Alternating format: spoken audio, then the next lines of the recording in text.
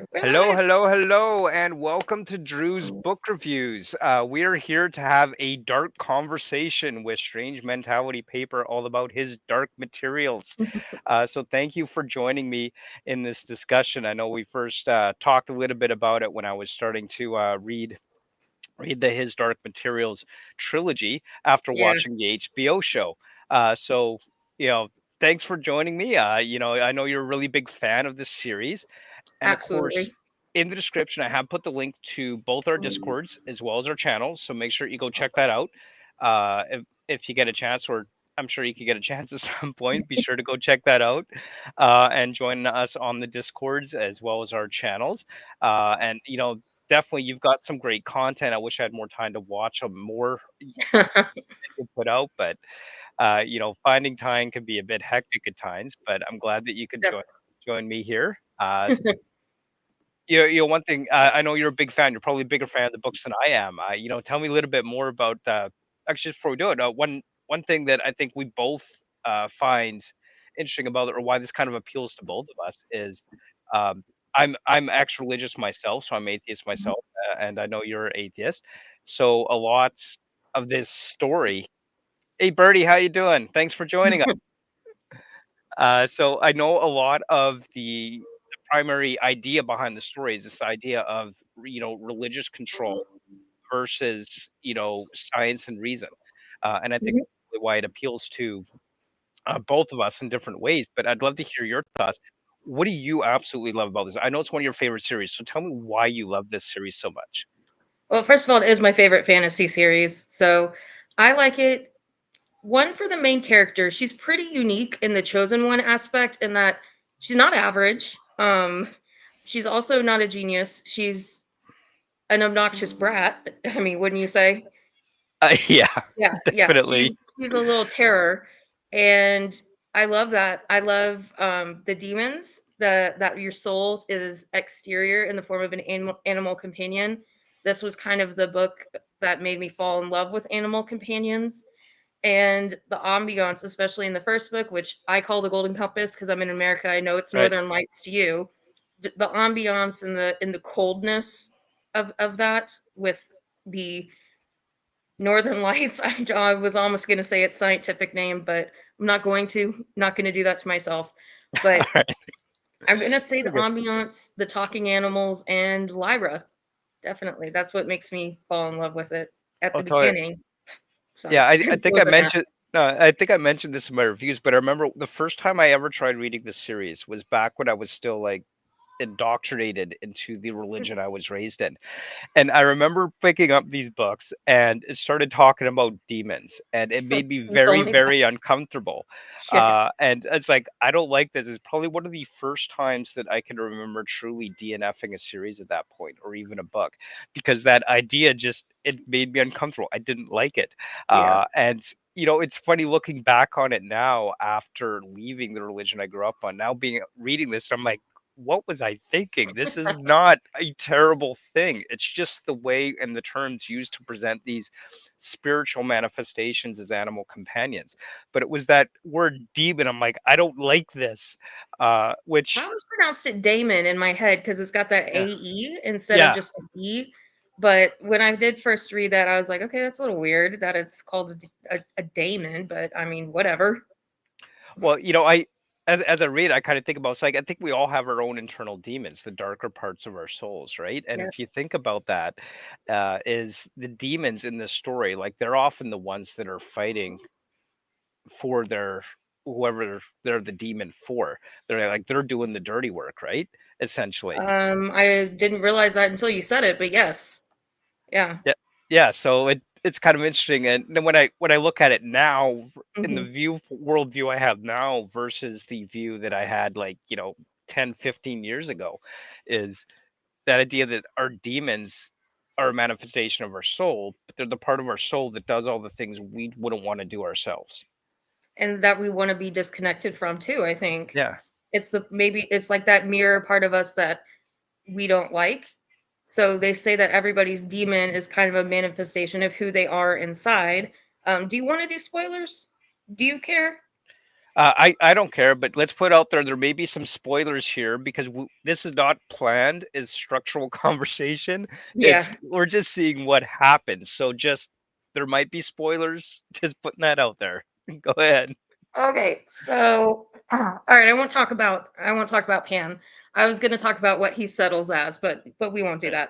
that. But we see with Miss Coulter, her demon's the golden monkey. Yeah. So something absolutely vicious yet beautiful. It's golden, and we've got Asriel as the snow leopard, who's again vicious, Love the snow. beautiful, in a cat. Love the snow But leopard, but I'm a yes, fan of big cats. I yeah, love I am cougars. I too. love leopards. I love them. I mean, Yeah. Florida Panthers is one of my favorite teams, mainly because I love their jersey and their Stanley Okay. Cup champions, which helps. But yes, snow leopards, love it. Yeah. So we have bobcats in Texas, which are not as lovable, but yeah, there's Yeah. that. But no, I do think big cats are pretty cool things. Yeah. And we've got our fun-loving navigator Lee, who's got his jackrabbit as Yeah. he's perky on the inside, and that's the I'm blanking on the Hesper, right? I For some think reason, so. I was Yeah. thinking here, yeah, Hesper or Hester, one of those. Something But like yeah, that. Yeah. he's got his jackrabbit, and um, trying to think of who else's demon we know. Oh well, it's that animalistic side of you that you want to separate yourself from. From when I'm thinking Yeah. of like knowledge as freedom, which is a huge thematic subject in his Dark Materials, we can see almost like the human bodies, the human people being the knowledge and the light and the freedom and the intellectual side of us, whereas the demons could be our animalistic instincts, like Yeah. our emotions, just that more primitive part of us that is not what makes us human, but it's what makes us a living thing. Oh, 100%. And one thing I really liked about this series is the church in this series. I don't know why I'm drawing a blank on what they're calling it, but the church in this Magisterium. magisterium. Thank you. Yeah. Uh, I I mean it's fancy. You got to have something that's kind of connected to the word magic there, I guess. But the I'm so sorry, magisterium. Felix. What I really like Sorry, about that's my that. guinea pig screaming. If It's I all had a good. demon, it would be a guinea pig. Well, there I you don't go. know what you want. What do you want, Felix? I'm pretty sure He my wants demon's attention. sleeping. He hears somebody that I'm not paying attention to you, not him. Of, So he's jealous. of course.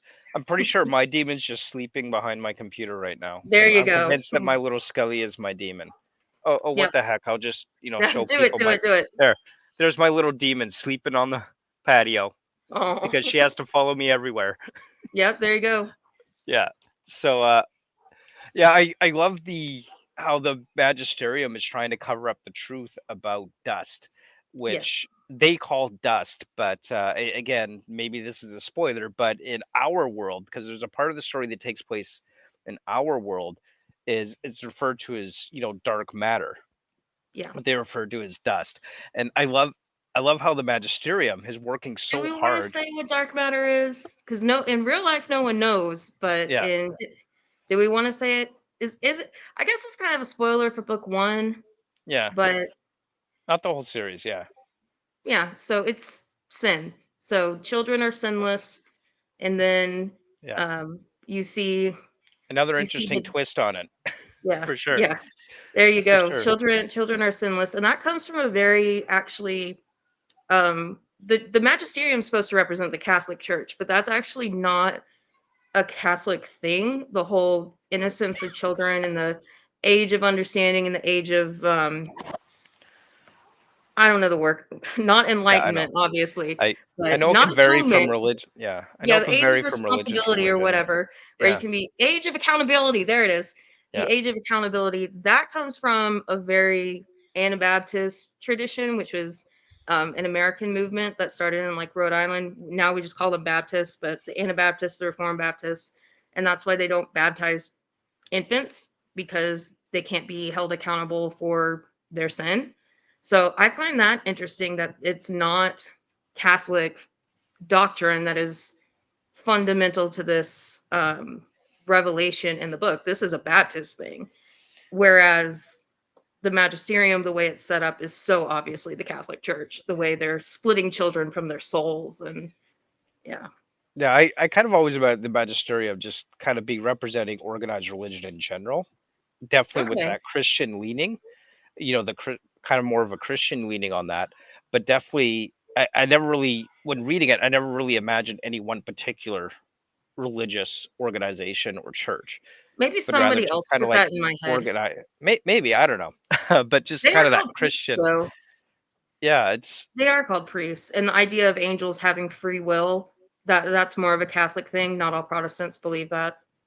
But right, I mean, yeah, I think Philip Pullman has come out saying it's just all of Christianity, maybe. But the way the magisterium is structured is very Catholic. I come from a background of Lutheranism, fairly moderate Lutheranism, and Lutherans are structured fairly similarly to the Catholic Church, although the pastors have a little bit more freedoms, less restrictions put on them. Women are able to perform more duties in the church. But as far as the hierarchy, it's pretty similar to the Catholic Church. We even have like a pope figure who runs all the Lutheran, but it's not as like it's more of just like a governing right. head of the governing body. It's not like the pope, whereas he's seen as like God's representative on earth kind of thing. He just organizes everything. No, yeah, fair enough. And like, I came from a Mormon background where it's a very patriarchal organization. And I Mm. really kind of got that sense as well from reading his dark materials that the way that the organized Christian religion is represented is very, very patriarchal. And while there are some women who are involved somehow in some capacity, they're really not in a position of authority or power or leadership within the And if anything, they're magisterium. subverting it. Yeah. We've got, or undermining it. We've got Mrs. Coulter, Yeah. who's, I think she's pretty interesting as a character in that we don't ever really get a good sense of who she is as a person. Um, did you I feel that way yeah, about her? Or, I still don't know if she had an inherent desire to protect Lyra or if she was doing so for different motives. I'm still not 100% convinced on yeah, that. yeah, it's interesting. She's a very just ambiguous person. Hello. Hi. All right. Maya wants to say hi. Hi, Maya. Yeah, Drew put himself on mute. Are you laughing about me? Yes, we're laughing about you. Now go. Dad, I would What? say, can I? Can you help me to clean my room? No. Bye. Life with children. I don't have children. I mean, I guess technically I have 150 of them, but yep, they're not. They You don't get come to home with send me. yours home at the end of the school day. Yes, exactly. I get to escape them. I guess there's Yeah. no escaping yours. But No, but they could be fun too. But yeah. I mean, we could make the argument that maybe purposefully she's left a little bit blank so that we can project our own feelings onto her, or he just didn't intend to fully flesh her out. I don't know. I am a little bit um I Drew, how much do you write? I know you write a lot of book reviews and they're I very well written, but on the creative aspect of it, uh how much I've do I've you, always got I've always got ideas in my head, but I've yeah. never really sat down and tried to, flesh out a whole book or story out of them. Yeah. And one thing, so I teach ninth grade and Sorry, just a moment.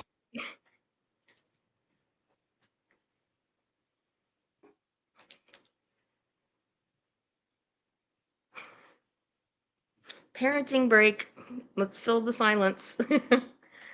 So, what I was gonna say, and I guess Drew's still listening, so I'll say that so there's not silence Yeah, on the stream, is that I teach ninth grade, yeah, and one big section of our curriculum is author's purpose.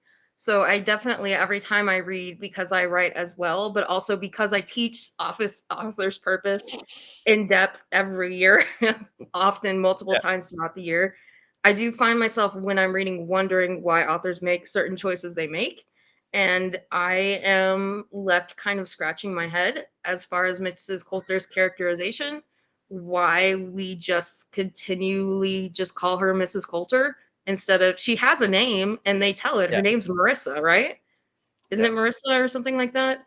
something like that. Yeah. Yeah. Yet we just always call her Mrs. Coulter, and it was not a happy marriage, clearly. Well, I think obviously they're not together anymore. I mean, happy I marriages think he don't died. split, Like, right? yeah. I mean, but like, should we give? I don't know if we're gonna give it away, but I mean, Right.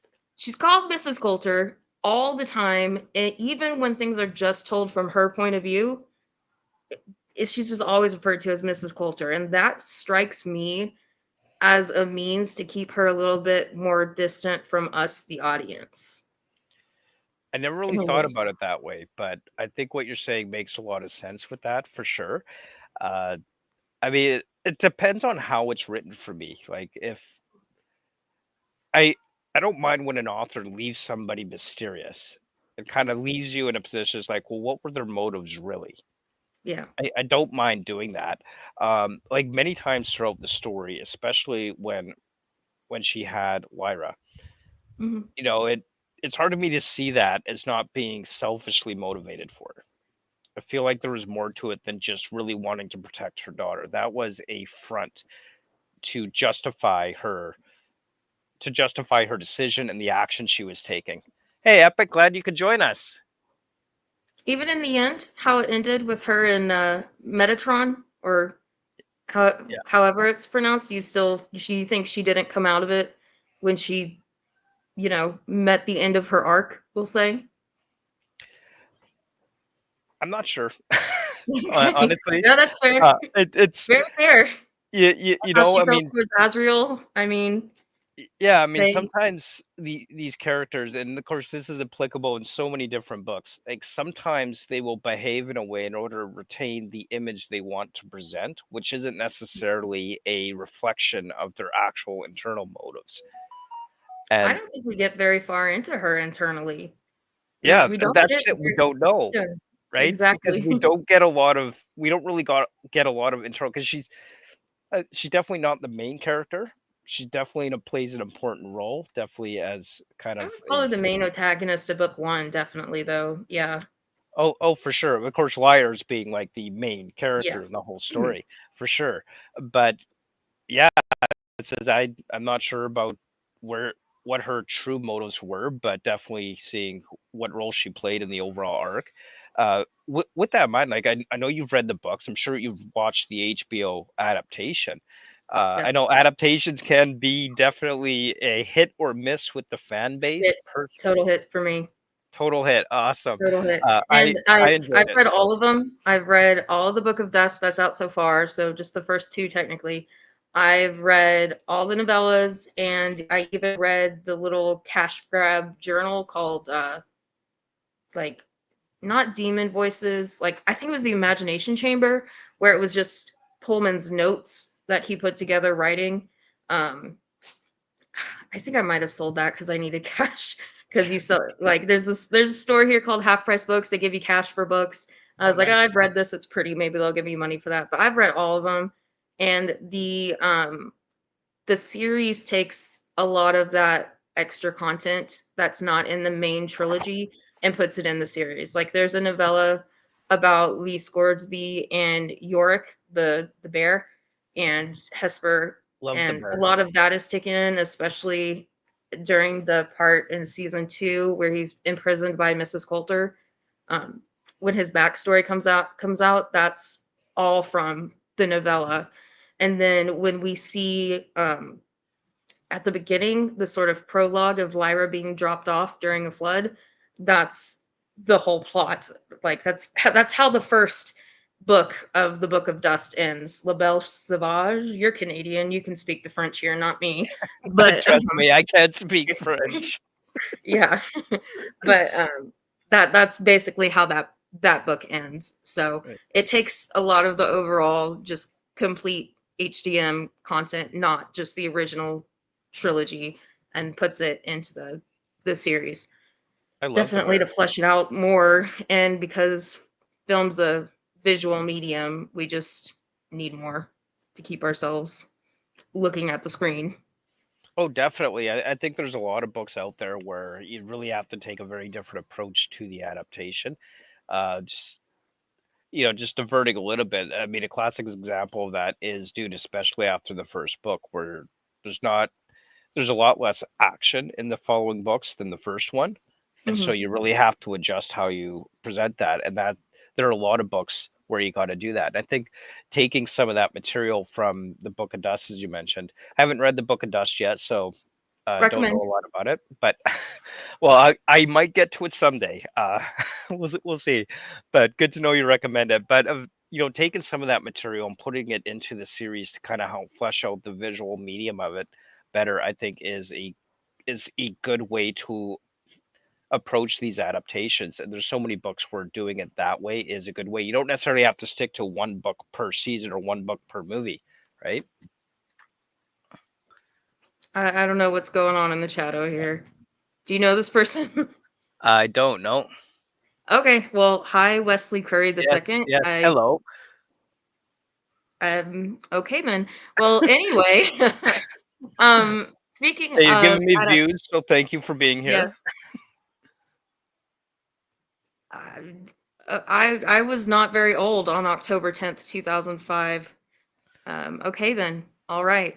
All right. Maybe Yeah. does this have something to do with your 666 views that you got May- Maybe I today? don't know. I don't know. That was pretty Did we awesome. invite someone in here? But Apparently, what the I voice was of Satan, but I don't know. yeah, I what don't I know. was going to say was that speaking of adaptations, I think I may have told you this, but for those watching, did you know that His Dark Materials is a Paradise Lost retelling? That I did not know actually. I've never The read last Paradise Lost, so you have read? I have not. No. Okay. Okay. Yeah, I read it in high school. I don't really remember it. It's not easy to read. It's a pretty difficult read. Um, but the line I have a Okay. Bye, t-shirt. Wesley. I have a t-shirt that says the line it's from, but I'm just gonna look Paradise Lost, His Dark Materials, and we'll get the quote right here. It's so beautiful. Let's see. Into this abyss, the womb of nature, and perhaps her grave, of neither sea nor shore, nor air nor fire, but all these things and their pregnant causes mixed confusedly, in which thus must ever fight, unless the Almighty Maker them ordain his dark materials to create new worlds into this wild abyss. That's where the title comes from. It's Oh, pretty that it's I pretty did not stirring. know. Yeah, for His sure. dark materials to create new worlds. Yeah, and that final world, um, that's Eden-like. I think it's even described in the book as being Eden-like. And we haven't spoken about Will yet, but you know what happened? Why Lyra and Will they awaken and are, Adam and Eve. But Lyra,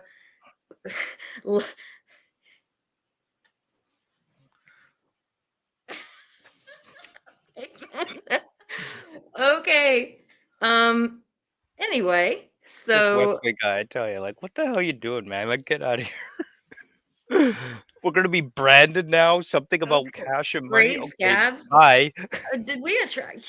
I wonder if we attracted like some religious nut because we're talking about this. That seems the most reasonable. Or it's a guy just trolling us, but he's a Yeah, good whatever. He's troll. gone now. Okay. Well, anyway, Lyra is actually supposed to represent Eve, and I don't know if you heard this when you were like looking into the series, but they kill God in the end. Is that something that came up when you were hearing about it? Not when I was first hearing about it, no. And I also didn't So really know the whole idea of Lyra being Eve before I actually read the whole series. yeah, Um, I I knew that's it where was the kind of like confusion. magic and Yeah. church and science and that kind of thing. So But beyond that, that's where the whole killing God thing kind of comes from, which clearly we know they don't kill God. But Lyra and Will are supposed to be Adam and Eve, and they create a world where the magisterium, which represents organized religion, is no longer needed. So, because they kill the false god, I guess, uh, they find out that the god's not really a god. He's just an angel posing as God. Yeah, God's not really God. It's just the projection of every religious person. It's themselves. We say God is real. He's you. That's why he believes what you believe and hates what you hate and all that yeah. stuff. So I feel like that's what that represents, and that gets misconstrued by religious people as the reason this book is evil is because they kill God in the end, which they don't. So it's kind of like that thing, tell me you haven't read a Yeah. book without telling me you've never read a book type Oh thing. yeah, Yeah, exactly. But yeah. I do love the idea the angels in these books, like they're not just like these divine creatures. Mm-mm. They are beings, almost like just alien species, almost from Mhm. another realm, which I really liked about that present representation of these angels, just like these manifestations of beings from another realm, but not necessarily inherently divine creatures. And it seems even among the angels within the series, there is division and different factions within the angels. So how do Mormons see angels? I'm Uh, curious. Yeah, basically just like divine beings that live with God, basically. And Mormon angels don't have wings or halos or anything like that. Well, It's neither just do like, Christian ones, but yeah, I mean, yeah. if you read the Bible, they're actually horrifying looking. They're Oh, terrifying. I know. My daughter wants to get a biblically accurate angel as a tree topper for the Christmas Oh, tree. that I've seen that. I've seen that. They're terrifying, and Yeah, that's probably the reason every time they appear, they say, "Be not afraid." And if I had seen something like that, I would be pretty darn afraid. So I I'd I just be looking can't to go, what the heck is that thing? That's what I'd be saying. scary, terrifying. Oh my gosh, I like know, right? cherubs. You know what cherubs really look Oh, like? yeah, Scary, yeah, terrifying. But I was gonna say that I know Catholics believe that angels have free will. They're like you and me, they're just divine and closer to God. And they they can choose. And so the reason really Lucifer fell was because he was seeking truth, and knowledge is a sin in yeah, Christianity. And I don't think I ever really learned what Lutherans think about angels, but it's probably pretty similar to what Catholics believe about angels, in that they have free will and yeah, they are intelligent beings. They're not just like God's minions. Um, I think when my mother grew up Baptist, so my grandmother was Baptist, so well is. I mean, she's still alive. And so I went to like a lot of Baptist vacation Bible school stuff, and me and my mom talk about like her being Baptist growing up. She went to a Baptist college, and they don't believe that about angels. They don't believe angels have free will. So, but I don't know how they reconcile that with how Lucifer fell. So, who I knows? in my experience, religion's really good at believing in contradictions simultaneously. But that could be a subject for a whole nother stream on It a could. different focus channel. Exactly. but but yeah, I mean, I love the idea of the angels just being like just different beings, no, really no different than you. Definitely more powerful in a lot of Yeah. ways, but also weaker in a lot of ways. Like these angels in his dark material certainly have significant weaknesses that we don't generally consider angels as having. I believe, Right. correct me if I'm wrong, but I believe they're presented as being physically significantly weaker than us. Yes, they look, I mean, they are like, we look at like a medieval painting of women and how women were kind of portrayed as almost childlike, but not Yeah, really, that like sort of glowing innocence you see about a child, but in an adult's body, yeah, that sort of romanticized ignorance and just kind of like weak appearance. Um, that's kind of how I felt like they were portrayed. And yeah, they weren't the big 9 foot tall, beautiful, glowing creatures. They just looked like regular, kind of skinny looking people. yeah, Yeah. yeah, exactly. Um, I don't know if you thought about this much, but I don't know if I'm just getting this from the HBO adaptation where it was in the book, because I at this point it kind of all blurs together for me. Yeah. But I loved how at least a couple of people from the leadership of the Magisterium, their demons were literally snakes, Yes. which I love that because the snakes are like the ultimate bad guy in the Yep. Christian religion. And here we have the leaders of the Magisterium, the religious representation of organized religion in this book, and their demons are the snakes, which I Yes. absolutely love that.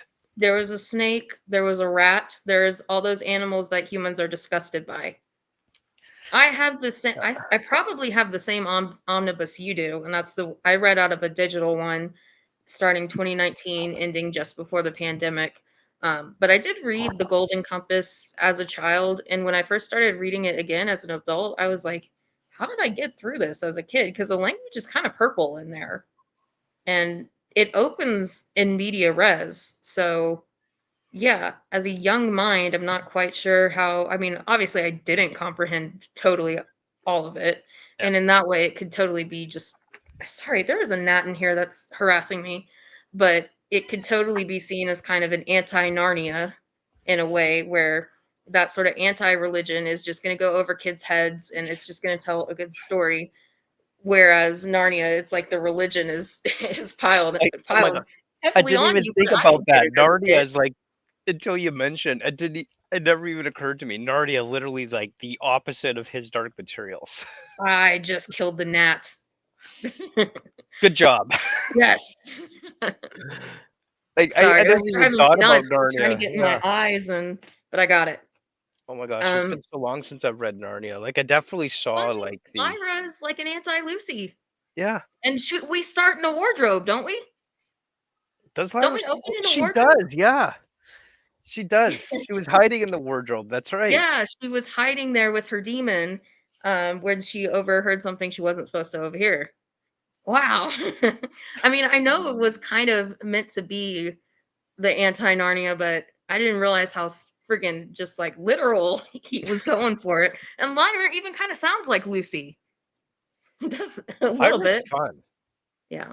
I like Lyra, Lyra. She's fun. yeah.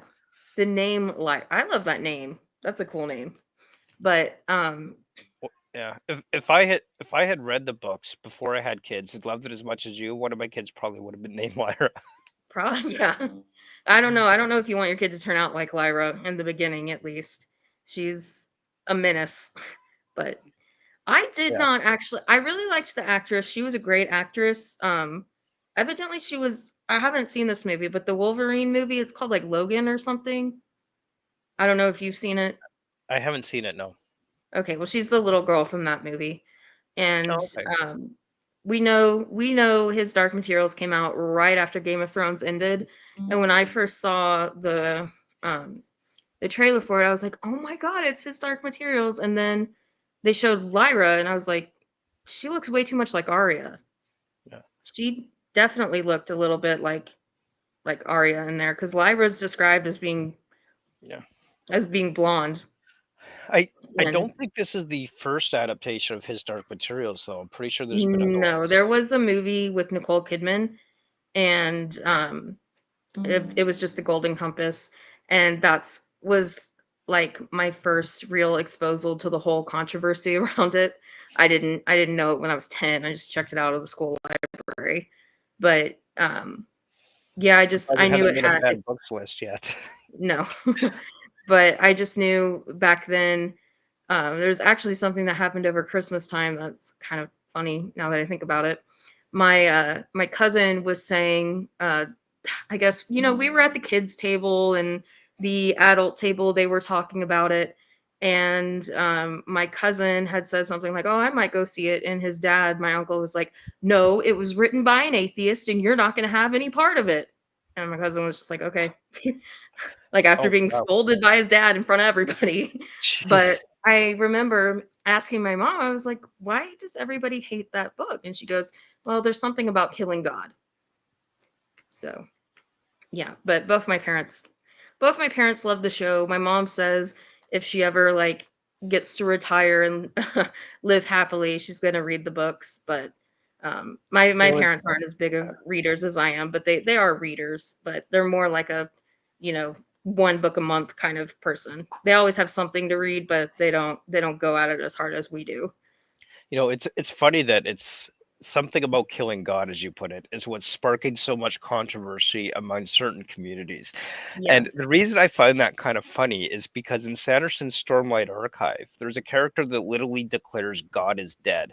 And whatever Mm, that being was, it was never God to begin with. Like, if his Dark Material is getting that kind of heat for that, how is Sanderson just coasting by and nobody bats an eye, making the is same Mormon. kind of idea? I mean, Maybe, yeah. maybe the fact is that that book, Sanderson's book was not written by an atheist, but this one was. They, you know, if we look at the idea of the concept of God is dead, why does the personal beliefs of the writer matter to spark that controversy? Which just kind of seems funny to me. I don't know if I'm making any sense, but when you think about it, it's like, oh, well, this guy's not atheist, therefore it's okay for him to have somebody in his book say that same kind of thing, but not this guy because he never But believed is in that God. the like big overall abstract overarching theme in there, or is it just a guy saying that? Well, it's kind of woven into the whole Cosmere as a whole. Like the whole idea behind the Cosmere is that the Cosmere was created by God's death, and pieces of God were scattered throughout the universe. Oh, okay. Okay. So it's kind of more of a whole overarching idea behind that. But it's just I funny haven't to read me. much Sanderson. Yeah. I read Tress and I read the second one, the time traveling one. But the Oh only yeah. one of the Cosmere I've read is Tress, and I loved it. And his first Tress is a one, fun book. There's yeah. so many And, there are so many things about connecting to other series in Tress, but it was a fun one. Yeah.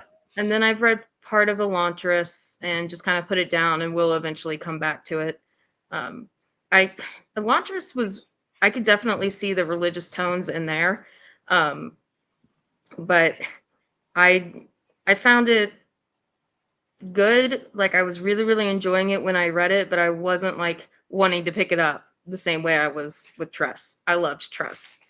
Oh yeah. I got a really nice. I got the Kickstarter backer editions of those four. So My worth it. parents got me it for Christmas that year, and I'm looking at them. I can see them from here. So, uh, yeah. Nice.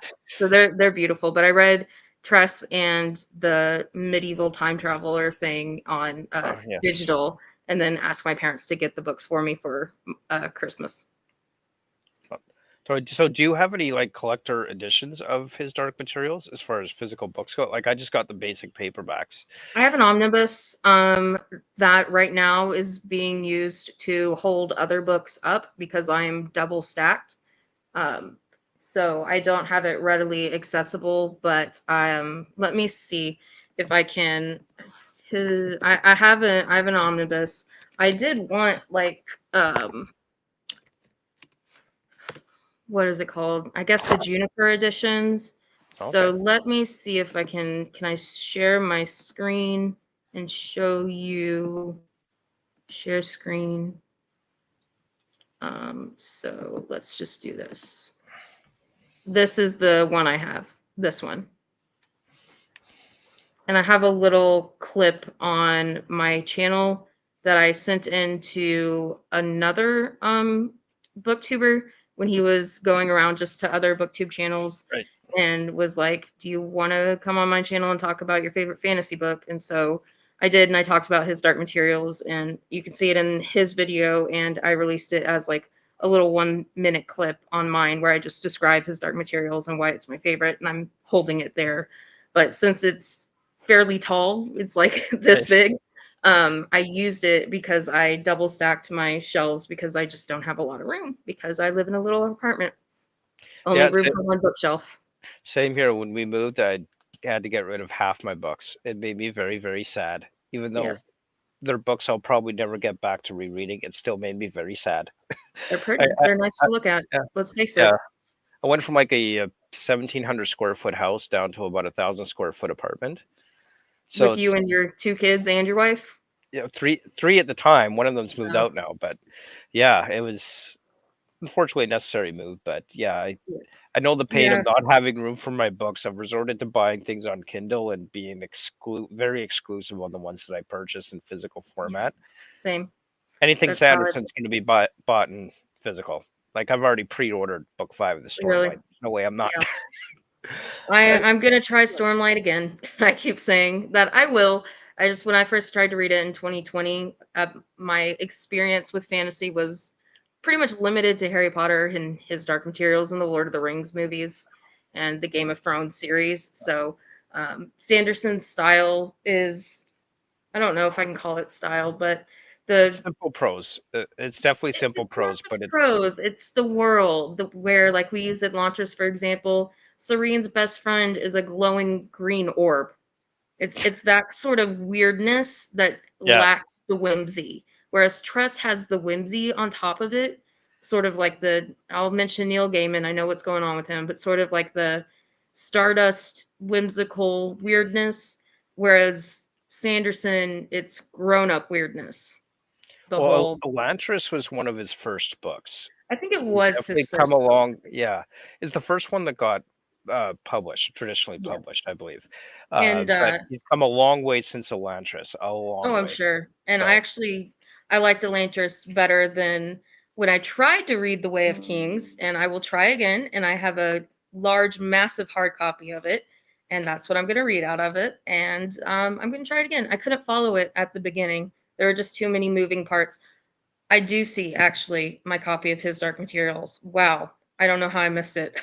I see it now, but because I'm looking at my shelves. So, but y'all have seen it. I put it on the screen. yeah, I guess I didn't use it to prop something up, but yeah, I do see it. how good. Now I see it. But yeah, I had just read it when I wasn't, I guess, ready for it. So, Yeah, they're yeah. definitely big books. I think book 5 of the Stormlight Winds and Truth is like 1,335 pages or something like that. I love long books. I love long books that are Things worth are it in the massive. end. Yeah, I yeah, love them.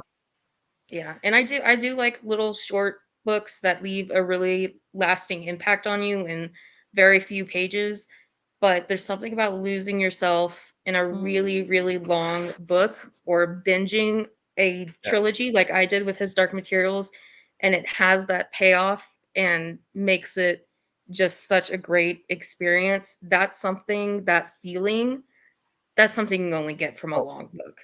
oh, for sure. And I think his Dark Materials is definitely going to be a series that I'll always think back to like some of the most interesting series I've read. Some of my favorites. His Dark Materials is going to be in that list somewhere. Uh, You did probably not as say high as they are for yours. yeah. But You did say definitely you couldn't memorable. So understand though why it was considered one of I, the greats of I, fantasy, which I I don't. totally I see honestly that. don't. But I yeah, can see that why you would think that because it I think maybe it's because it was kind of cutting edge when it came out. It was really I mean, can we say it was the first fantasy book to really bridge YA and adult? It came out in like 2000, maybe 1999. Those first Harry Potter books are very clearly children's books. And yeah, this one really could be or maybe isn't. Like it, Pullman yeah. It's has said definitely he didn't write a plausible. child yeah, Yeah, because Pullman said he didn't write a children's book. That's just how they decided to market it as just YA. yeah. Um, but I mean, I yeah, I definitely it's like kind the of hard to series, put into but words about why I yeah, understand why you think that, and I think you've been having a hard time putting into words too why you think yeah. what you're thinking almost. Yeah, it's So, the it's for a book series, a story, a concept, ideas presented within it. It's definitely a unique. I haven't seen any animal companion stories that are presented in quite the same way that his Dark mhm. Materials is. Like it's a very unique approach to having these animals as part of our companions. There's so many great things about this series, absolutely. Oh, But definitely. yeah, it's just like As the one one of of the the things. big One of staple the heavy greatest hitters. ever. Not sure I'd put it like Yeah, call it one one of of the the greatest ever. Still good, still yeah, enjoyable, and I'm really glad that I read it. And I think I'll always remember it as and I a disagree with good you there, read. but it's very hard for Yeah, me to tell you why. Um, I exactly, it's exactly. just Yeah, this thing that it has, let's just put it that way. It's this thing that it has. Sorry, I'm gonna move. My back is kind yeah. of I mean, seizing up I on I me. get why Lord of the Rings is held up as like the standard of fantasy because it's really what invented the modern fantasy. Yes, It did. right? And But I in haven't actually reading it, it can be kind of dry at times, honestly. I've tried to read it. It didn't work out. I've tried the But Fellowship you of the know, Ring. I kind of, and you may be right in that it was one of the first books that kind of bridged the fantasy YA gap. But would Um, that be a reason for it to be I'm considered not one of the sure. greats, you Yeah, know? Like, exactly, right? I mean, there's a lot of YA fantasy out there now. I know Harry Potter's generally considered YA fantasy as an example of that, but I think it's noted that came out after his Dark Materials. I I think mean, they I could actually be came wrong. out around the same time. Maybe they did, And yeah. Philip Pullman has said that he finds it hilarious that the Christians have gone after Harry Potter when he specifically wrote kind of an anti-Christian book, yet Harry Potter gets all the vitriol. Oh, Like I know. not all of it, but far more than he does. He's My come out and daughter's said, teacher has a Harry Potter shrine in her classroom. "Who? My daughter's teacher, she's Yeah, got a Harry Potter shrine in her classroom. She's got yeah, multiple copies of the books. She's got oh, like the sorting hat. She's got a yeah." wand and like you And she just hasn't walk had in there and parents. it. Has she has parents come all over her? Well, not that she's told me about, but I mean, when I was in that class, I'm like, sweet, a Harry Potter shrine. I'm like, I'm guessing you're Nice. a Harry Potter fan. Yeah, yeah. My I've already had I just moved to a small town. I wouldn't I'm sort of at the what I'm going to call the buckle of the Bible Belt, far north Texas, right on the Right. Oklahoma border. And I already had a parent get on to me for using Adam and Eve as part of our creation myths section. We did Pandora's box, and I mean, it's a helicopter parent, but still, yeah, one of my honors students. So in my Oh, honors class, we looked at creation myths. We did Pandora's box. We did the Aboriginal dreamscape. We did the Japanese myth. We did the world on the back of a turtle, and we did Adam and Eve. And I referred was to it it just as World the One? Hebrew myth, and that upset her. And it didn't Uh, even like occur to me that that might cause issues, but oh, it yeah, did. that's just ridiculous. I am 100% a fan. I think books should be available to everyone, including his Dark Materials. And definitely, I'd imagine that in the Bible Belt, there's got to be parents that would I, object to something like his Dark Materials being in their school libraries. and I can respect that Yeah, as far as parents not Harry Potter. I think is a little ridiculous. I yeah, can respect religious parents not wanting their children to read this. That's their right as a parent. If they say, no, this doesn't follow my values, so I don't want my kid to read it, I respect that. But when it's something like Harry Potter, no, this doesn't follow my values, so my kid's not going to read Harry Potter. Harry Potter does not have an anti religion, overarching theme. His Dark yeah. Materials does. If you're a religious person and you don't want your kid to be a part of that, that's your right. That's fine. But certain other books that get that kind of vitriol is just like makes me roll my eyes. Yeah, what drives me up the wall is when they go out of the way to take books Yeah. out of school libraries based on the ideals of a Yep. rather outspoken minority group of people. Yep. Uh, that's I, what drives me up the wall. And it's and I have like I said, I haven't actually heard of his Dark Materials being banned, but I know other books are like there's a Margaret Atwood book, Oryx and Crake, that was recently banned in the state of Utah from all uh-huh. public libraries and schools. Which I'm like, wow, really? Oryx and Crake? Okay. I mean, I get Um, it. There's some sensitive content in I that, think the but original version of Little Red Riding Hood is banned because she's got a wine bottle in her basket. Um, oh, jeez. All Boys Aren't Blue was banned. It's mostly sort of the sexual ones that get Yeah, banned. Um, yeah, there's a couple others. Also, the critical race theory. So the graphic novel New Kid was banned. And we're saying banned. They're not banned, but they're just yeah, removed from libraries. yeah. That one, Dear Martin, was challenged. A lot of Jason Reynolds's books have. The Hate You Give was challenged. Um, the Hill We Climb was banned. Hey, So yeah. Sochi, Hello, Sochi. thanks for joining us. Yeah, there's a lot that have fallen on that list. I'm actually glad to see that I haven't seen his Dark Materials make one of those lists. I think that's a good thing, Yeah. because surprising, admittedly, considering the type of story that it is. but I I'm think it's a happy that it little bit hasn't been. too intellectual. I don't think the parents kind of get it in a way, you know. Yeah, but Um, a great story overall. Like, it's almost got, in a lot of ways, it's almost got all the classics of, even I would even argue some of that ancient Greek mythology of descending to the underworld, and coming yeah.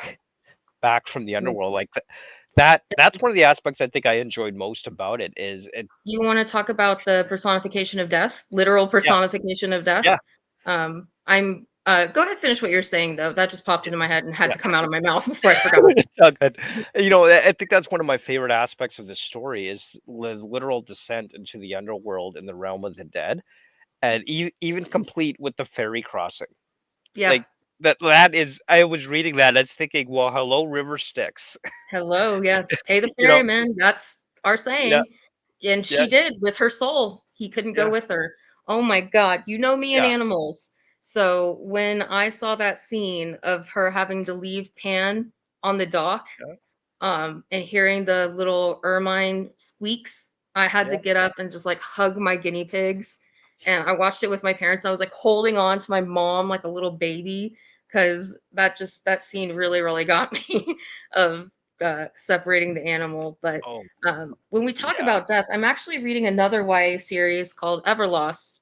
It's right now that deals with death. And when we talk about paying the ferryman, you got to pay him with a coin in Greek mythology, right? I don't know a lot about Greek mythology, but or like, do you pay the ferryman with a coin, or how do you pay the ferryman to That get across the river Styx? that's how I've heard it, but in some stories it's a coin, and his dark materials she paid with her soul, Right. essentially. I think I just kind of depends on the the when all said and done, you got to pay the ferryman. Yeah. How you pay that ferryman can definitely vary from one Yeah. story to the next, but the ferryman's got to get paid, and that's Right. the key element, right? So in So Everlost by Neil Shusterman, there are coins in this like after place called Everlost where kids they don't they call it get where you're going. They got lost on their way to the light and ended up in Everlost. And the way they get to where they're going, whether that's heaven, hell, or just whatever's on the other side, is they get a coin, and everyone has a coin when they come into Everlost. And so when you hold your coin, it starts burning and you get this faraway look in your eyes, and then you're ready to move on. And that it just reminded me of that. So, but off topic, but we're talking about the ferryman and Lyra's death. What yeah, is Lyra's death in this series?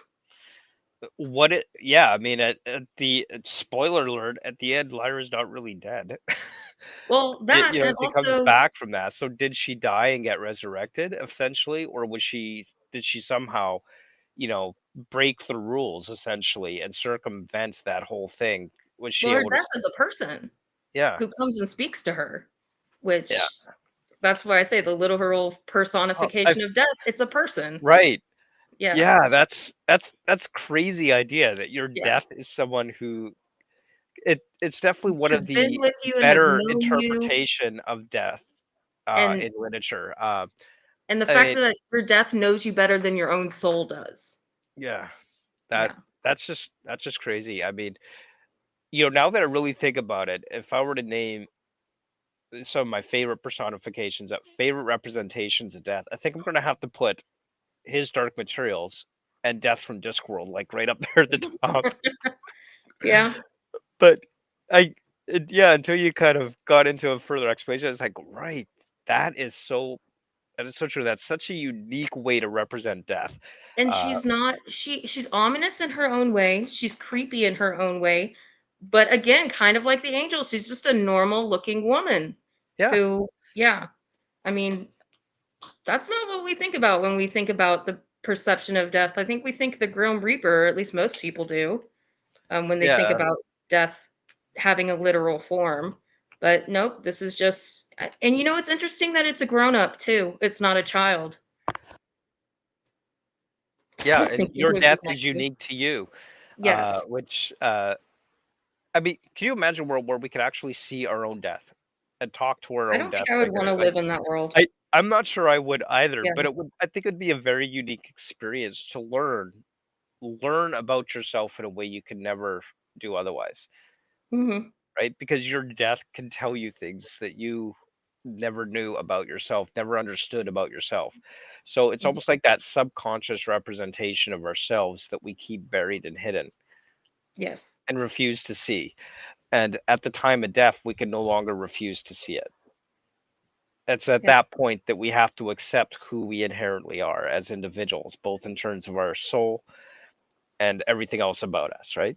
Now, Hmm. personally, I'm not a believer in the soul, Right. Me but I neither. definitely understand that there are those that do. I mean, it's interesting. Like I've got family members that are much like myself, who are atheists, who don't believe in God or gods or souls, and I got others who are like, well, I believe there's a God.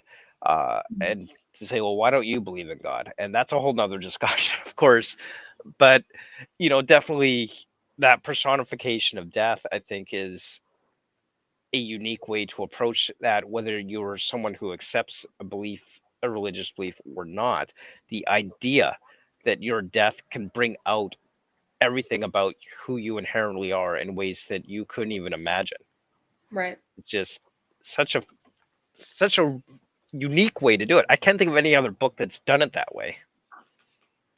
I don't think I can either. Now that I think about it, um, what I and remember how they get out of the underworld? That big Yeah. line. Tell them. Can you finish it? Do you remember? Tell Yeah. them what you Well, believe. I'm picturing the scenes from the HBO adaptation. Like I said, it's kind of all blurred together, but I do believe they use the subtle knife to cut their way out of the underworld.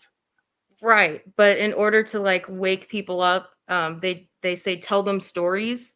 So your life is the stories you're able to tell, Ah, is yes. is kind of how that comes from. Because remember, they're there and they're not really themselves, like, they sorta remember who they are, but they Yeah. can't really tell you anything about themselves, and so we are the stories we're able to tell.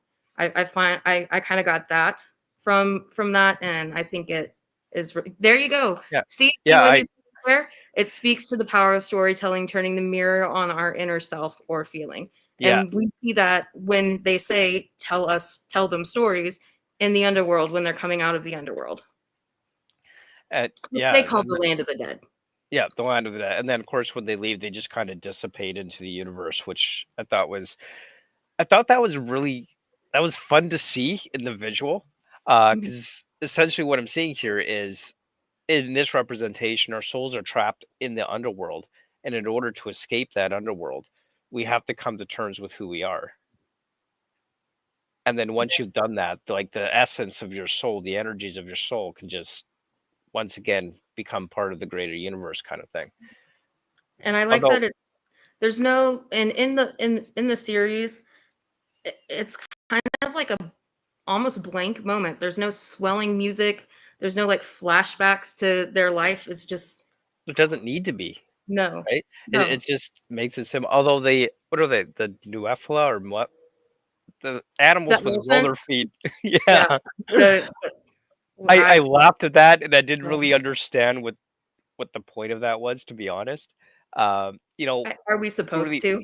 yeah, Yeah, it's just a quirky thing that seems to be thrown in there, and I feel like with that in or out, it wouldn't have made a whole lot of difference to the I don't overall think story. so. I don't think But so. it was funny to see and funny to read about. I'm just imagining these alien elephants rolling around on these ball nut things. Yeah, but in the book, the wheels don't like they defy physics. Yeah, Um, yeah, like Mary's looking at them. Mary plays the role of the serpent. She tells Lyra and Will about this love affair she had that made her leave the church, and that's when they sort of awaken and enter puberty and discover they're attracted to each other. And after that conversation that happens in the Garden of Eden world, Um, and there is some controversy about what Lyra and Will, what they actually did. In the books, they're just kissing, but there is a scene where they go back to like a tent together or something.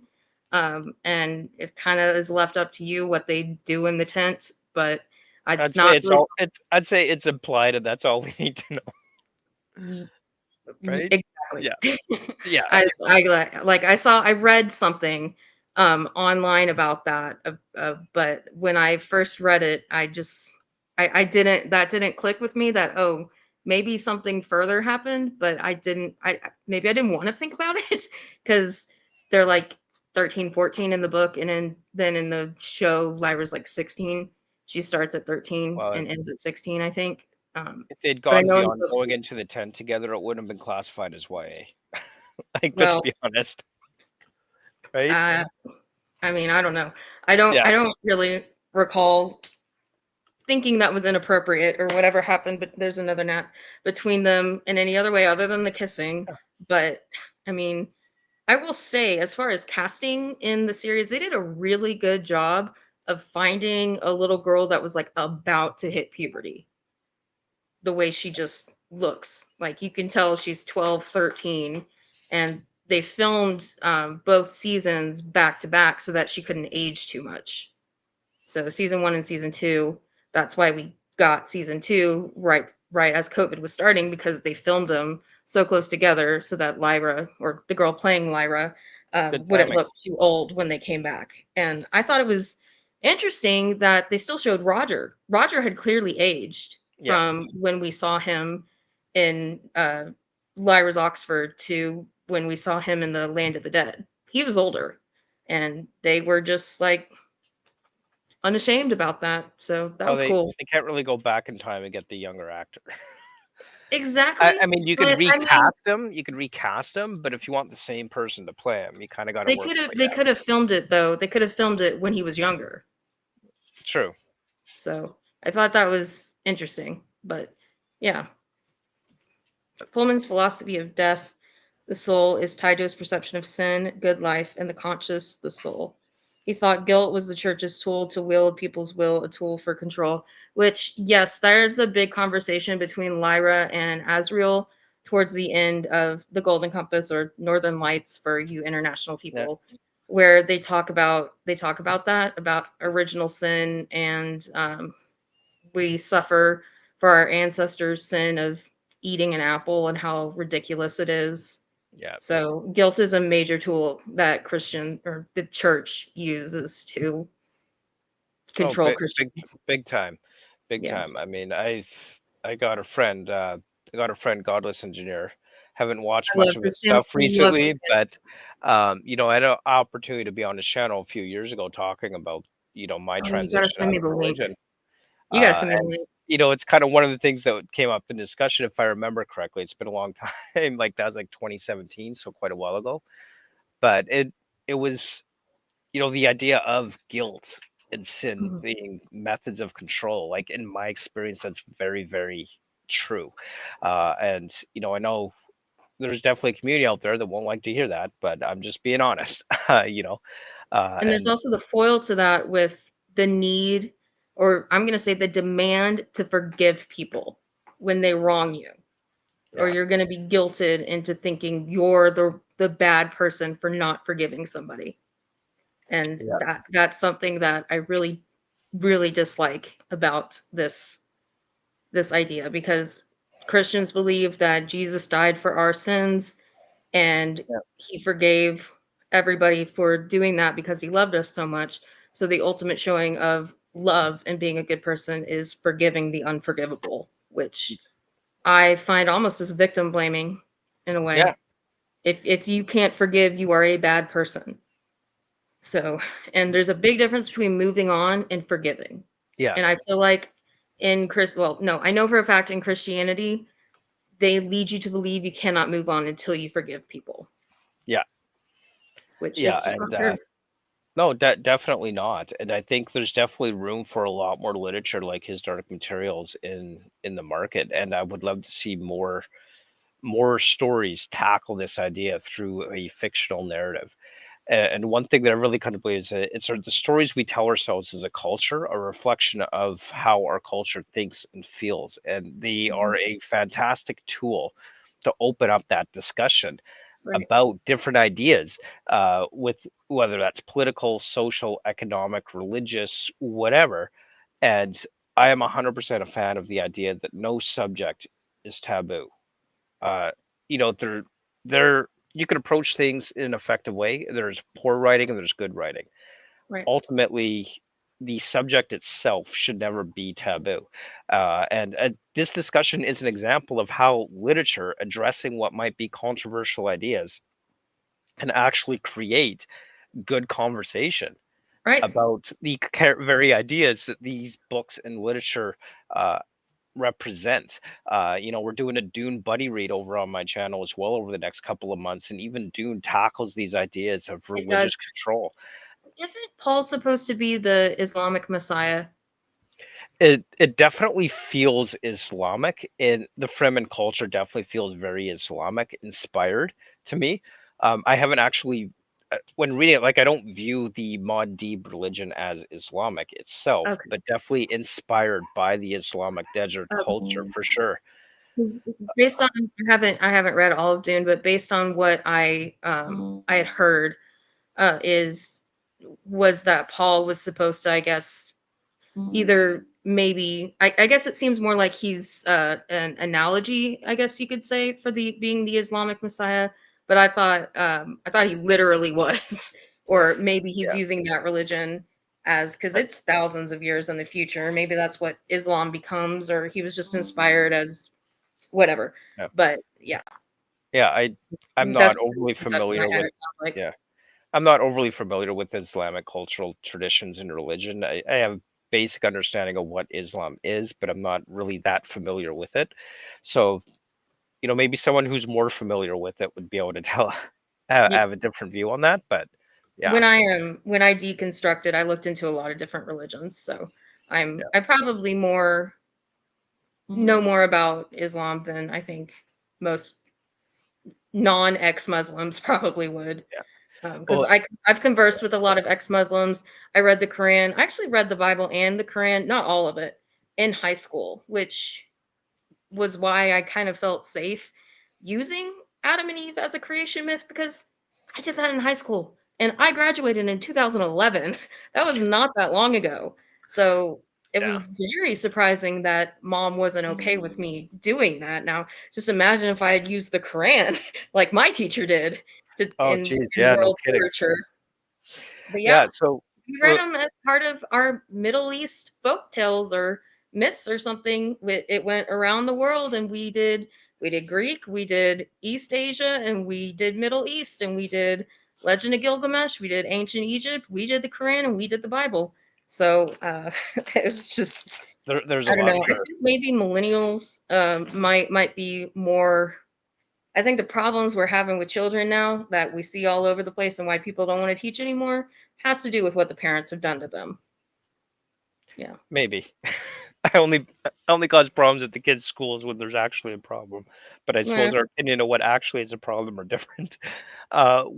I do want to ask. So, of course, knowing how much you love this series and the idea of this whole, knowledge versus religion, science versus religious control, do you have any recommendations for any other book series that kind of tackle these same ideas that we see brought forth in Philip Pullman's book or Philip Pullman's books? So, like ideas that is the main idea which they're tackling and addressing, as opposed to book series where maybe that kind of comes into the discussion and is part of the story, but not really the main focus of it. Um, I can think of books based around the Crusades, but as far as more in like a um, abstract way that his Dark Materials does, I'm struggling to think of things. There are definitely books that try to reconcile from a Christian point of view terrible things Christians have done in historical fiction, which is my main genre. We have lots of books about the Crusades, and it's starting to be like a redemption arc, but then they sort of lose their faith when they see all that carnage. Um, some like the well, I just watched the movie The Witch. That could kind of be one. Okay. 1630 and just shows paranoia and the fear-based puritanism of that and how scared they were of the devil. But it's everything I've come across is way more in your face than this. I can think of books on the other side of the aisle who use religion in a a pro-religion stance that do that. Obviously, there's Narnia. Yeah. There's also a series for adults called the Circle series, written by a man called Ted Ducker, who's a pretty good writer. I've read some of his books. So that one is also portal fantasy, but it's instead of a wardrobe or a tapestry like the Fiona of our tapestry, it's a guy living a double life when he sleeps. So, Okay. but as far as with anti-religious themes, I cannot think of one.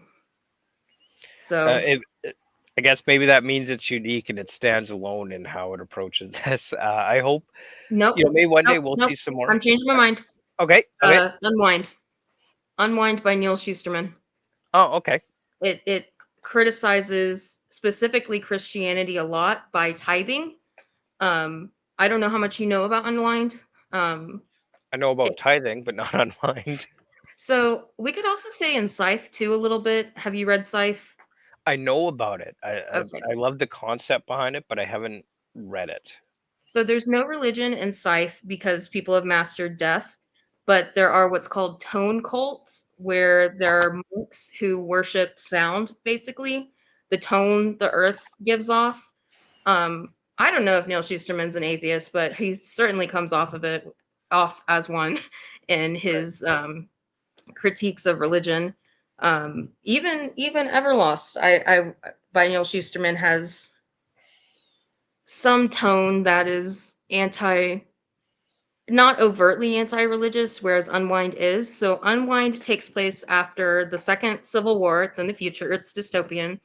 The Second American Civil War was fought over reproductive rights, and abortion in any form has been completely outlawed. And so, to reconcile for this, to end the war, parents are allowed to unwind unruly children and retroactively abort them. So, basically, your body parts and your organs get painlessly taken away from you and given to people in need. So that's the form of medicine.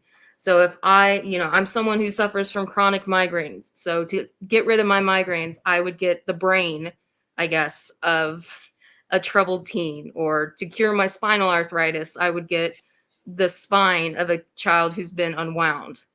And That's just weird. it is weird and it works. And there's also an aspect called storking, where an unwanted child can be left on the doorstep of a family. And if they answer the door one day and there's a baby on their doorstep, they have to raise it. And the children being tithed, are children donated to be unwound. And they wear all white all the time. And they're given a tithing party at the age of 13. And so there's a character named Leave who is a tithe. He's 13, and he's the 10th child. We donate a tenth. We tithe a tenth of all our earnings to the church, and so they tithe their son to um, be unwound. And they talk about storking, which is leaving the baby on the doorstep. The stork comes and Yep. brings your baby. And he says, well, storking's in the Bible. And the two other characters, Risa and Connor's a troubled teen whose parents unwind him.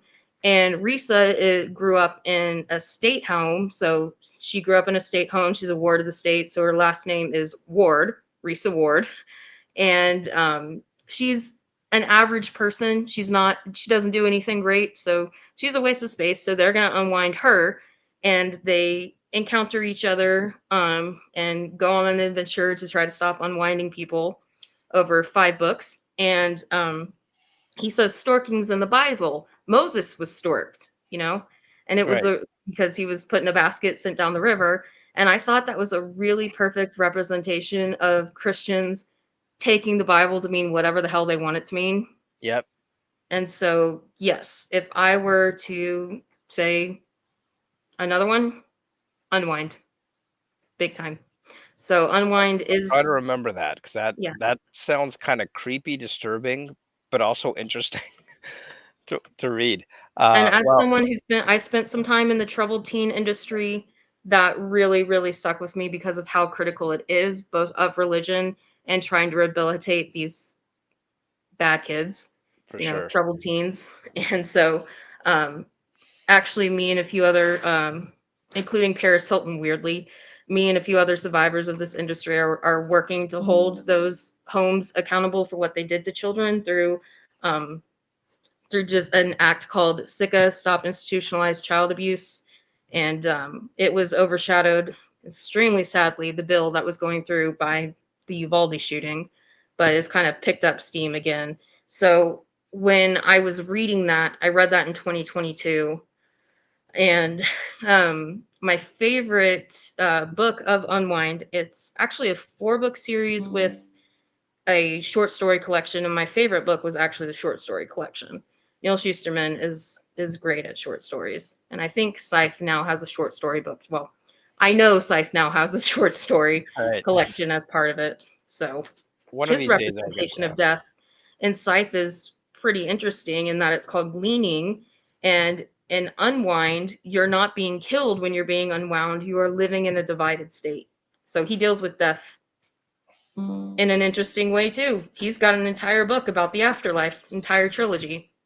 So, I'll Unwind get came to it out during eventually.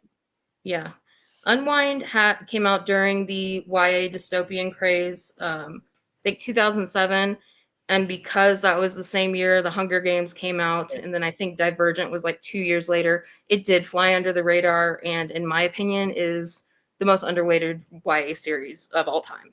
So glad it's getting some publicity here. Oh yeah, absolutely. And well, if you're recommending it, then I'm sure it's great because I know you definitely you have good taste. I haven't watched all your videos and bookish content, but I see some of the videos that you post. Like, yeah, that looks like an interesting concept for sure. So I'll get to them eventually. I Yes, do, and they're quick. They're yeah, young adult. yeah, But yeah, in my I think it was Atheist Books 2.0 video, I yeah, talk about it a lot. yeah. Well, And I've definitely. been wanting to do a why you should read Unwind and just haven't gotten to it. But I'm yeah. gonna see if I could find that video on your channel or send me the link and I'll add it to my watch later. But I think that's a good place to wrap things up for today. So I do want to thank you very much for joining me today to have Thank this you. dark discussion on his dark materials and all the all over the place that we ended up going. Still a lot of fun. So We've been planning it for a while, since what, yeah. like July? Before July? So, When did you something first like read that? that, and I always love just kind of go with the flow, see where the There we go. conversation takes us. So it's a lot of fun. Thank you so much for joining me, and of course, don't forget links below to Discords and our channels. So don't forget to check that out. To everybody who tuned in and is watching later, thank you so much for joining us. And as always, until next time, keep on reading. Bye.